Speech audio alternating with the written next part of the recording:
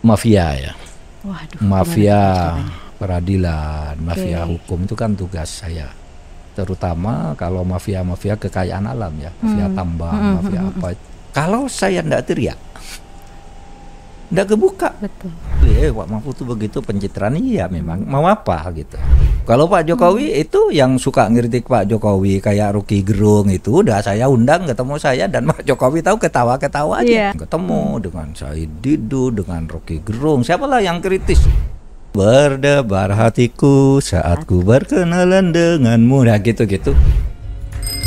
Bincang-bincang seru di podcast Kabinet dan setiap mari dengarkan diskusi hangat dan beragam.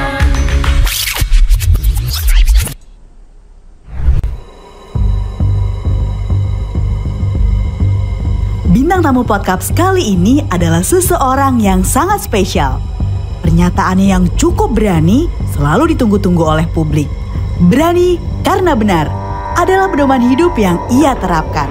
Ia akan bercerita tentang perjalanan hidup yang penuh lika-liku, serta bagaimana ia memaknai kegagalan dengan tetap optimis, bangkit, dan terus berjuang.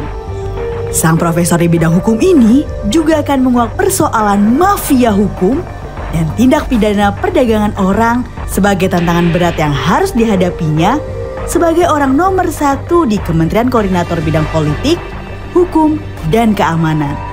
Ia juga akan berbagi cerita bagaimana ia bisa sangat santai menyikapi kritik pedas dari para oposisi yang dilayangkan padanya ataupun pemerintah.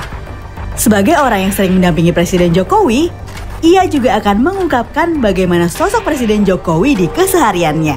Ini dia cerita eksklusif hanya di Podcaps. Mahfud MD, Menteri Koordinator Bidang Politik, Hukum, dan Keamanan. Halo kawan Kabinet, ketemu lagi di Podcast Kabinet dan Sekretariat Kabinet. Saya Benedikta Triksi dari Sekretariat Kabinet, saya yang akan menjadi host kamu di episode Podcast kali ini. Nah, Podcast itu adalah podcast resmi Sekretariat Kabinet yang berisi ngobrol-ngobrol seru. Diskusi juga nih tentang berbagai macam topik, mulai dari kebijakan pemerintah, hot issue yang sedang berkembang di masyarakat, sampai kita membahas profil para menteri yang tentunya semua ini kita kemas dengan penyampaian yang ringan dan juga santai kawan Kabinet. Nah, hari ini nih, Podcast kedatangan tamu yang udah gak asing lagi. Beliau seringkali tampil di media massa dengan pernyataannya yang lugas, tegas, dan cukup berani. Kiprahnya di politik dan pemerintahan tanah air ini cukup panjang dan sempat menjabat beberapa posisi strategis di negeri ini.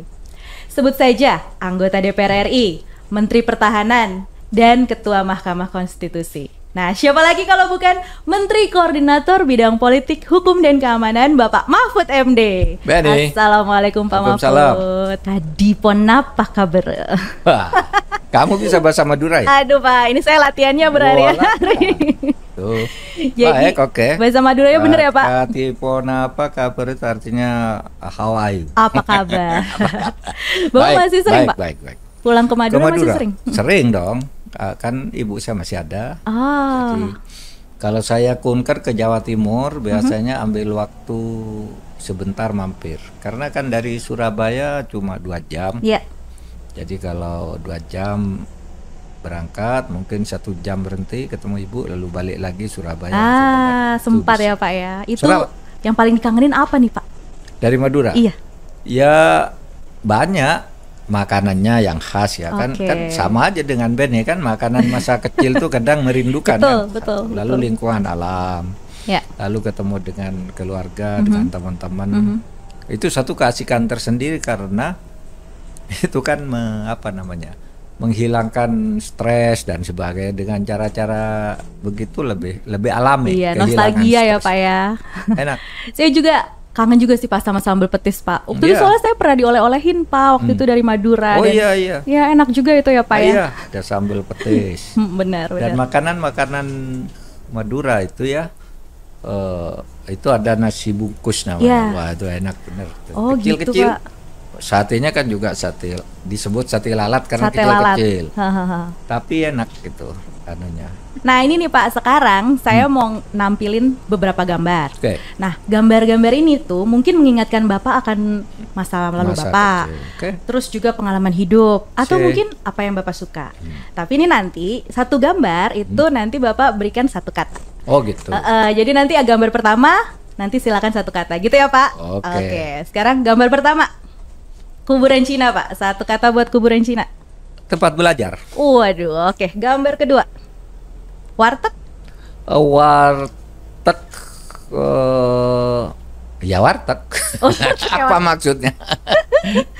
Sekarang nih Pak, gambar yang ketiga. Langsung gambar ketiga. Oke deh. Vina Soimah. Panduwinata. Oh, Vina Panduwinata ya? Kok mirip Soimah ya? Oke, Vina Panduwinata. Satu kata buat Vina Panduwinata. Cinta. Cinta. Uhuy.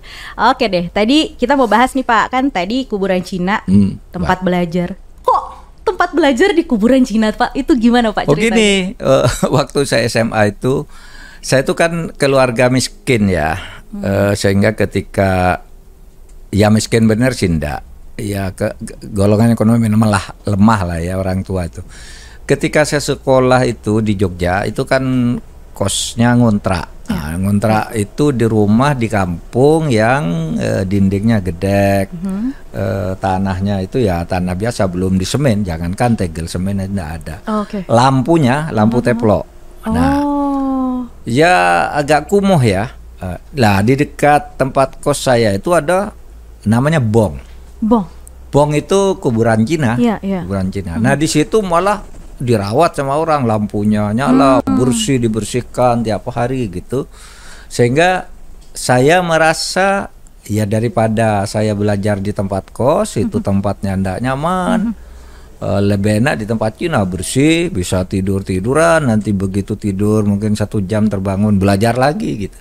Nah, itu terjadi di tahun 75 sampai 77. Jadi 3 tahun saya belajar Belajar di kuburan Cina Pak ya? Iya. Luar biasa. Dan beda dengan sekarang ya. Kalau dulu kalau Benny itu pinjam buku di perpustakaan kan pinjam buku, meninggalkan apa kartu, Iya. lalu suruh bawa Betul, dibawa pulang. suruh bawa pulang, lalu kembalikan misalnya 3 hari. Nah dikembalikan tuh ya didenda. Betul. Sehingga begitu bawa buku pasti dibaca betul. Iya. Kalau sekarang ya bagus mungkin karena fasilitas banyak tapi malah ndak belajar. Buku kan ndak perlu sekarang ke perpustakaan. Iya. Kamu tinggal buka aja di itu kan. Kita punya banyak sumber sekarang. Iya tinggal kan. Iya. Ndak usah bawa buku, tinggal kamu buka smartphone, buka Google, saya cari buku ini, jerat buku ini halaman ini keluar apa dan seterusnya kan. Oke. Nah, waktu itu kalau baca buku harus dibawa betul. Kalau bawa dibaca. buku pinjam harus dibaca betul. Iya. Nah, itu yang sering lakukan di kuburan Cino. Aduh, Kuburan Cino di Jogja. luar biasa Di Jogja Pak. tuh Berarti banyak kuburan Cino. nyari tempat nyaman untuk belajar Iya. berarti ya Pak ya. Iya. Dulu tuh Bapak waktu kuliah itu Pak ya berarti. Pas kuliah itu Bapak itu ambisius